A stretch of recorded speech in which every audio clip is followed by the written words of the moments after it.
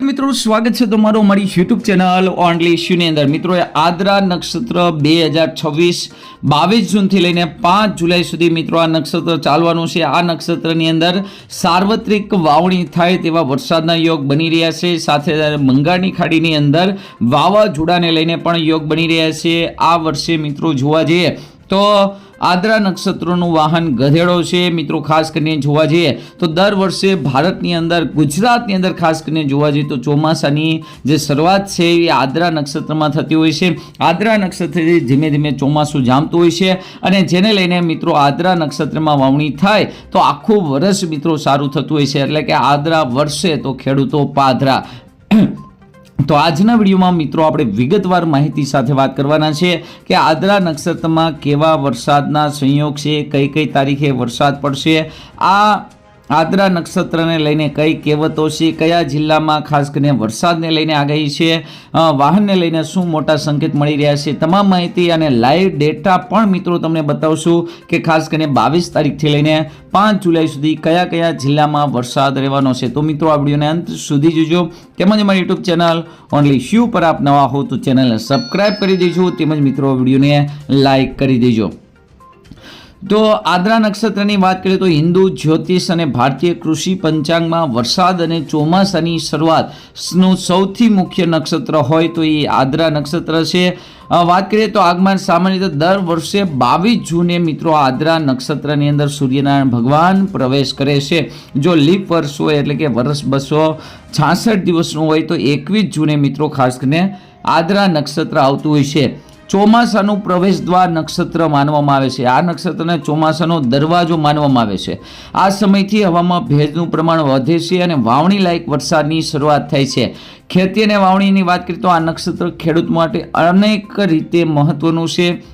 એક જાણીતી કહેવત મિત્રો તમને જણાવી દેવી, જો વર્ષે આદ્રા તો 12 માસ મિત્રો પાધરા, એટલે કે જો આદ્રા નક્ષત્રમાં વરસાદ પડે તો આખું વર્ષ ખેતી અને પાક માટે ખેડૂતોને ચિંતા રહેતી નથી। તો મિત્રો કેટલીક મહત્વની અને ખાસ કરીને જાણીતી આપણે કહેવત જોઈએ, વર્ષે જો આદ્રા તો 12 માસ પાધરા। જો આદ્રા નક્ષત્રમાં વરસાદ થાય તો ખાસ કરીને 12 મહિના સુધી અનાજ ખૂટતું નથી।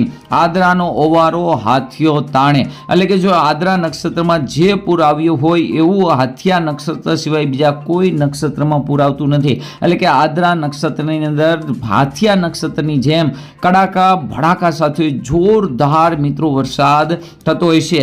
રોણ તપે મૃગશીર્ષ વાય તો આદ્રામાં મેં થાય। મિત્રો આપણે આ જોવા મળ્યો, રોણની અંદર મિત્રો ખાસ કરીને તાપ જોવા મળ્યો, જો કે કેટલીક જગ્યાએ મિત્રો માવઠું પણ જોવા મળ્યું। મૃગશીર્ષની અંદર એટલે કે હાલ મિત્રો જોવા જઈએ તો ફૂલ પવન વાઈ રહ્યો છે, એટલે કે ચોમાસું નિયમિત જ છે। તો આદ્રા નક્ષત્રની અંદર વરસાદ 100% થાય અને જો વર્ષે આદ્રા તો ધાન્ય ભરાય ખાદરા, એટલે કે કોઠારો ભરાઈ જાય છે। તો સૂર્યનો આદ્રા નક્ષત્રમાં પ્રવેશ 22/6/2026 ના રોજ જેઠ સુદ આઠમ અને સોમવારે બપોરે 12:27 થશે, જે મિત્રો ખાસ કરીને 22 તારીખથી શરૂ થઈ અને 5 જુલાઈ સુધી મિત્રો આ નક્ષત્ર ચાલવાનું છે। વાહન છે આ વર્ષે મિત્રો ગધેડાનું છે। હવે આ નક્ષત્રમાં કેવો વર્ષ છે કે આ નક્ષત્ર જાણે ચોમાસું બેસી ગયું હોય એવો અનુભવ થતો હોય છે। મિત્રો જે વર્ષે આદ્રા નક્ષત્રમાં વાવણી લાયક વરસાદ થતો હોય છે તે વર્ષ મિત્રો ખાસ કરીને જોવા જઈએ તો સારામાં સારું પસાર થતું હોય છે। આવા દાખલા ભૂતકાળના ઘણા વર્ષોની અંદર જોવા મળ્યા છે। આદ્રા નક્ષત્ર ચોમાસાનો દરવાજો ગણવામાં આવે છે। આ નક્ષત્ર માટે એવી પણ કહેવત છે, જો આદ્રા વર્ષે તો 12 માસ પાથરા, એટલે કે ખાસ કરીને આ નક્ષત્રની શરૂઆતમાં સારો વરસાદ પડે છે તો ખેતી માટે આખું વર્ષ મિત્રો સારું જાય છે। એવું પણ માનવામાં આવે છે કે આદ્રા નક્ષત્ર બેસતા જ હવામાં ભેજનું પ્રમાણ પણ વધતું હોય છે। આકાશમાં ઘનઘોર વાદળનું પ્રમાણ પણ ભરચક જોવા મળતું હોય છે, કેમ કે આદ્રા નક્ષત્ર એ ચોમાસાનું પ્રવેશ દ્વાર ગણાય છે। મિત્રો આદ્રા નક્ષત્રમાં વરસાદ જે ચોમાસા માટે એક સોનાની કડી સમાન મિત્રો ગણવામાં આવે છે। તો મિત્રો આપણે લાઈવ જોઈએ કે ખાસ કરીને આ નક્ષત્રમાં 22 જૂનથી લઈને 5 જુલાઈ સુધી કેવો વરસાદ રહેશે। મિત્રો 22 તારીખનો મેપ એટલે કે ખાસ કરીને બપોરથી જોવા જઈએ તો ચોમાસું હજુ પણ ગુજરાતની અંદર પહોંચ્યું નથી. દર વખતે 15 જૂનની આસપાસ ગુજરાતની અંદર ચોમાસું પહોંચી જતું હોય છે, પરંતુ સમગ્ર ગુજરાત કવર કરવા માટે 30 તારીખ લાગતી હોય છે. એટલે કે જોવા જઈએ તો આ વખતે બંગાળની ખાડીમાં અને સિસ્ટમો પણ ખૂબ જ ઓછી જોવા મળી રહી છે, પરંતુ આગામી સમયમાં બંગાળની ખાડીમાં જોરદાર વાવાઝોડું બની રહ્યું છે, જેને લઈને ખાસ કરીને ગુજરાતની અંદર સારો વરસાદ જોવા મળશે. આમ તો જોવા જઈએ તો હવામાન વિભાગે પણ મિત્રો 22 તારીખથી લઈને 26 તારીખ સુધી હળવા વરસાદની પ્રી મોન્સૂન વરસાદની આગાહી કરી છે, જેની અંદર ખાસ કરીને દક્ષિણ સૌરાષ્ટ્રની અંદર એટલે કે ભાવનગર, અમરેલી, જુનાગઢ, રાજકોટ, બોટાદ, સુરેન્દ્રનગર, ગીર સોમનાથની અંદર તેમજ દક્ષિણ ગુજરાતની અંદર ડાંગ, વલસાડ, તાપી, નર્મદા છે, સુરત જિલ્લો છે, આ વિસ્તારોની અંદર મિત્રો ખાસ કરીને હળવો વરસાદ જોવા મળશે. જો કે વાવણી લાયક માટે હજુ પણ મિત્રો રાહ જોવી પડશે. આ બાજુ તમે જોઈ શકો અરબી સમુદ્રની સિસ્ટમ પણ હવે ધીમે ધીમે એક્ટિવ થઈ રહી છે. તેને લઈને મિત્રો જોવા જઈએ તો 26 તારીખ નહીં પરંતુ 27 તારીખથી ચોમાસું છે મુંબઈ સહિત દક્ષિણ ગુજરાતની અંદર એન્ટ્રી થશે, એટલે કે વલસાડની અંદર 27 તારીખથી એન્ટ્રી થશે.